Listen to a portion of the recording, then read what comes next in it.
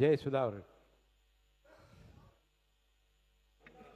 மாண்புமிகு பேரவைத் தலைவர் அவர்களே, இந்திய குடியரசான பிறகு முதலில் உருவாக்கப்பட்ட நகராட்சி ஆரணி நகராட்சி.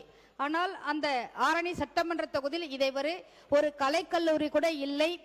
மாண்புமிகு உயர்கல்வித்துறை அமைச்சர் அவர்கள் தயவு செய்து ஆரணி சட்டமன்ற தொகுதிக்கு ஒரு கலைக்கல்லூரி அல்லது ஒரு மகளிர் கல்லூரி கொடுக்குமாறு கேட்டுக்கொள்கிறேன். உங்களுடைய ஆளுங்கட்சி சட்டமன்ற உறுப்பினரும் அந்த கோரிக்கையை வைத்திருக்கிறார். ஆளுங்கட்சியில் பல அடைமழை பெய்தாலும் எங்களுடைய தொகுதிகள் தூரலாவது தூறுவதற்கு இந்த ஆட்சியானது வழிவகை செய்ய வேண்டும்.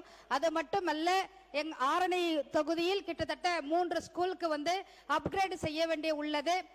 அதற்கான பணமும் இடமும் ஆனது மாவட்ட முதன்மை கல்வி அலுவலகத்தில் ஒப்படைக்கப்பட்டுள்ளது.